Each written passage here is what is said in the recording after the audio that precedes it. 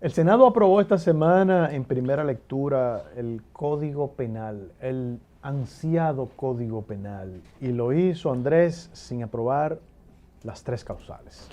Lo que indica que continúan entonces las posiciones encontradas en ese sentido. Sí. Hay quienes plantean que se excluyan para que pueda aprobarse el código, el tan deseado Código Penal. Esa ha sido una especie de medida salomónica. Vamos a sacar las Vamos a tres partir el niño causales. por la mitad.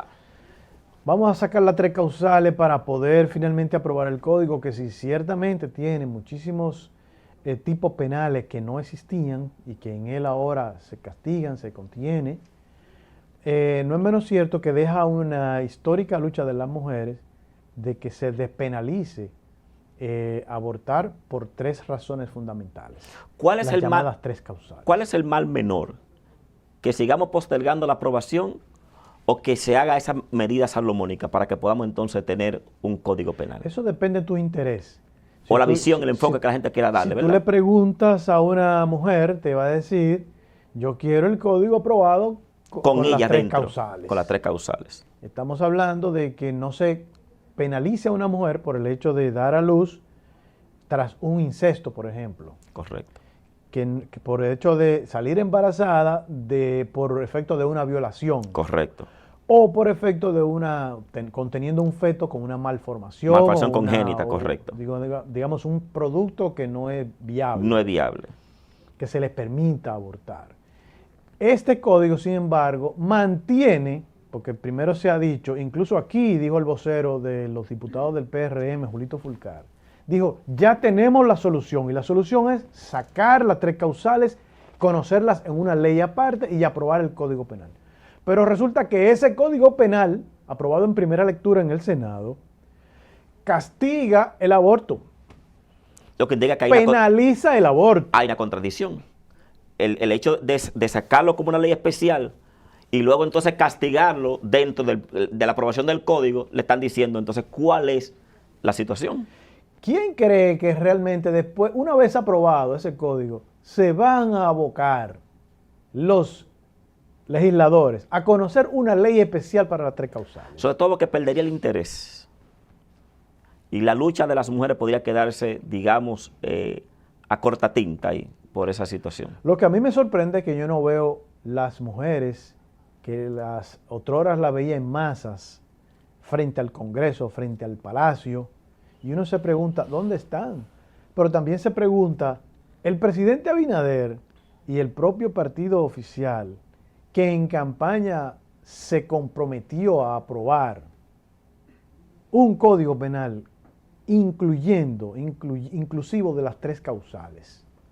¿Qué va a hacer entonces cuando si se aprueba finalmente en el Senado, pasa por la Cámara de Diputados y así ocurre, llega a su despacho, ¿qué hará entonces? ¿Lo va a vetar porque no contiene la promesa que él hizo en campaña? ¿O lo va a promulgar? ¿O lo va a promulgar? ¿Qué hará? Eso, digamos que va en su agitado curso, veremos qué pasa. Pero lo importante es, Enrique, que todavía, y aquí eso sí tiene que corregirlo, tenemos que corregirlo obligatoriamente, ese nivel de incoherencia que hay entre un hecho penal y el castigo que reciben producto de que no tengamos ese marco jurídico aprobado. Definitivamente hay muchísima ganancia, Andrés, como tú señalas. Sí, claro, hay claro. muchísima ganancia desde la acumulación de pena, pasando por lo... Estoy medio difónico hoy.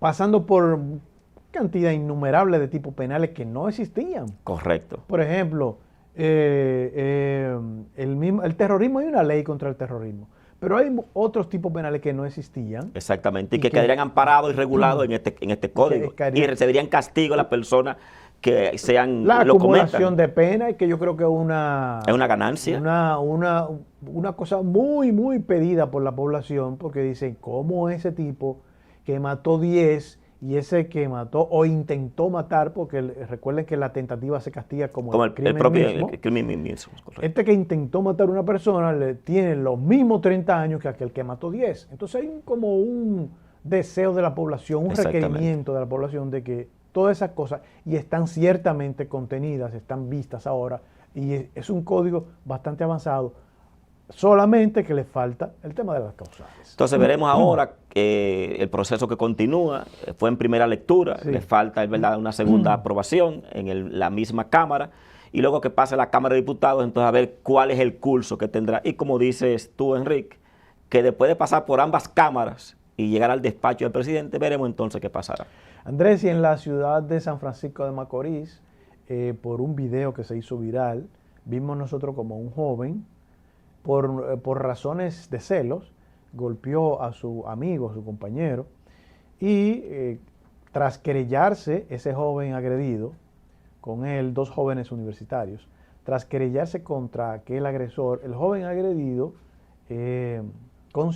logró que el Ministerio Público acusara y lograra una medida de coerción que a nuestro juicio tiene mucho que ver con la presión que ejercen los medios de comunicación sobre jueces, sobre fiscales, y ha tenido como consecuencia la decisión de un exceso en la medida.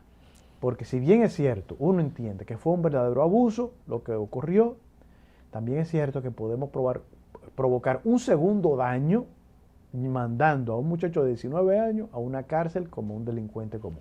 En el campo, y yo que soy del campo, se usa mucho una expresión que dependiendo del tamaño del maco, es la pedrada. Explícanos eso. Ojalá no sea, ¿verdad?, que ese castigo sea producto solamente por la presión mediática y no por el propio hecho. Porque es verdad, mi opinión particular, es incorrecto lo que hizo el joven. Ahora, merecía esa dura medida de coerción. ¿Cuál es la consecuencia que tendría entonces frente a lo que yo quiero castigar, frente al castigado? ¿Qué resultado, qué beneficio tendría eso? Una sanción desproporcionada totalmente, entiendo yo. Es decir, el marco es más pequeño que la pedrada que le han tirado. Los profesores de Derecho dicen que una medida de coerción no es una pena anticipada, pero lo cierto es que tú te tienes que enfrentar en una cárcel y estás purgando ya con una pena. Exactamente.